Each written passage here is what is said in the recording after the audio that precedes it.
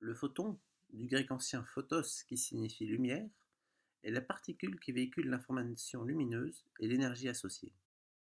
Sa définition nous vient d'Einstein qui émet au début du XXe siècle l'hypothèse que la lumière est constituée d'entités discrètes, de corpuscules, les photons donc, possédant les caractéristiques d'une particule élémentaire comme par exemple l'insécabilité.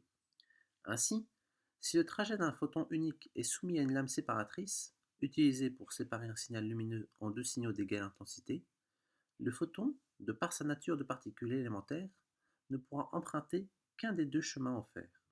Cette hypothèse a mené à la première révolution quantique, car elle permettait d'expliquer nombre de phénomènes incompréhensibles avec les outils de la physique classique. Les véritables preuves expérimentales de l'existence des photons uniques sont-elles apparues plus tard.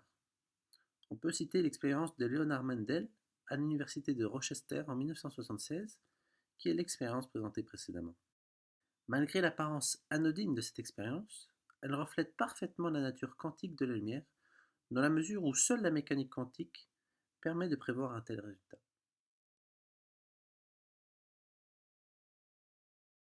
La corrélation des photons peut être vue comme étant un couple de photons qui voyagent ensemble. La définition d'une paire de photons corrélés est celle qui est encadrée en noir. En effet, nous pouvons apercevoir que lorsque la paire de photons est corrélée, nous avons un des deux photons qui est dans le mode 1 et l'autre dans le mode 2, pour un même t donné. Dans les autres cas, nous pouvons avoir une paire de photons qui est anticorrélée, c'est-à-dire que pour chaque photon sortant de la source lumineuse bimodale, nous avons un photon qui sort soit dans le mode 1 ou soit dans le mode 2. Dans le dernier cas, nous pouvons dire qu'il n'y a pas de corrélation, c'est-à-dire que la source lumineuse bimodale émet des paires de photons corrélés ou non. On peut définir tout ce que je viens de dire, c'est-à-dire le degré de corrélation, par cette formule. En fait, à t égale 0, si notre fonction vaut 1, alors pas de corrélation. Si la fonction vaut 0, alors nous avons une anticorrélation. Dans le cas où la fonction a une valeur supérieure à 1, nous avons une parfaite corrélation. En général, le degré de corrélation s'exprime en fonction de l'espace et du temps, sous la forme g de x et de t. Mais en pratique, cette fonction est ramenée à une seule variable suivant les besoins vus précédemment, où seul le temps avait été pris en compte.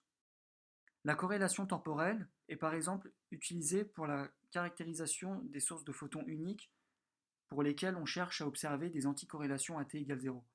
En effet, pour ce faire, nous allons utiliser un système avec une source de paire de photons, d'un séparateur de longueur d'onde, de deux photodiodes et d'un chronomètre.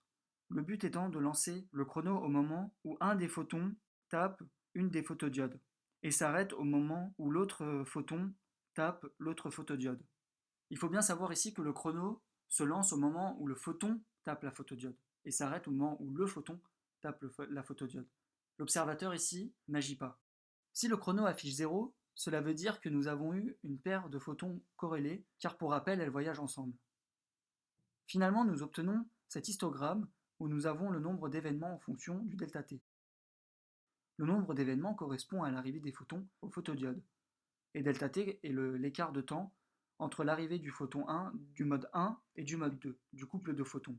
Sachant que lorsque le delta t est négatif, cela veut dire que le photon devant arriver à la photodiode stop est arrivé avant celui devant arriver à la photodiode start.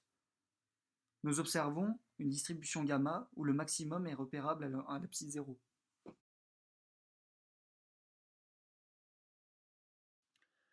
La production et la détection de photons uniques a d'importantes applications. En biophysique, pour la détection de molécules uniques, mais surtout en information quantique. Le fameux protocole de cryptographie quantique BB84 exploite les propriétés de polarisation de la lumière, c'est-à-dire l'axe des oscillations d'un photon considéré en tant qu'onde, et assure une communication sûre. Cependant, les protocoles de cryptographie quantique nécessitent l'envoi de photons uniques, ce qui est très difficile de produire de manière continue et limite en pratique leur inviolabilité. La plupart des dispositifs de distribution de clés quantiques utilisent des impulsions laser dont les photons obéissent à une statistique poissonienne. Ainsi, une part des impulsions contient plus d'un photon, présentant une faille de sécurité car les photons supplémentaires pourraient être interceptés par un espion sans qu'ils puissent être détectés.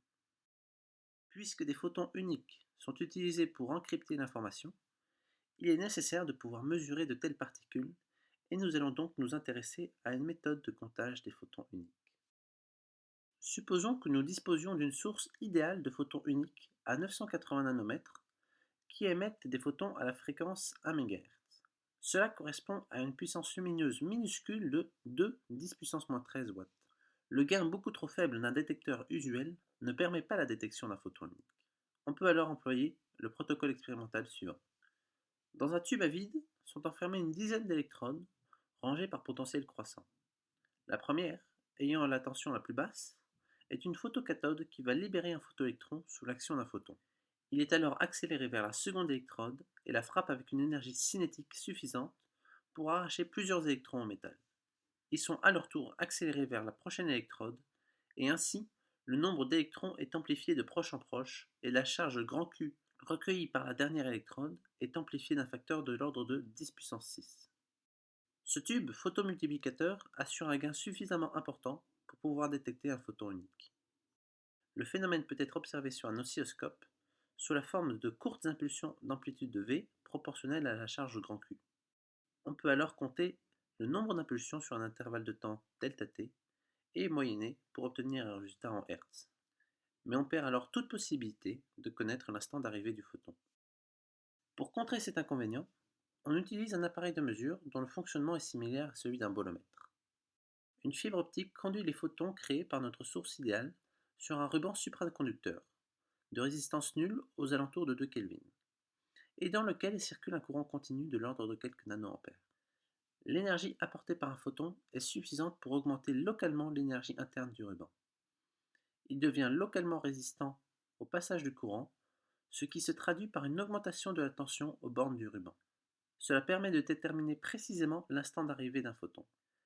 Ainsi, toute l'information contenue par l'arrivée d'un photon peut être entièrement déterminée.